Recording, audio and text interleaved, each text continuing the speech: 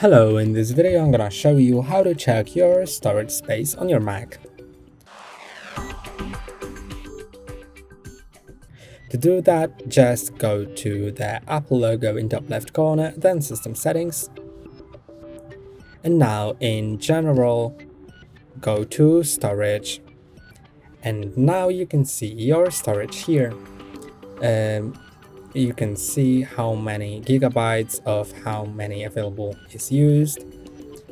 You can see which apps use these gigabytes, and also you can go to the Launchpad, then Other,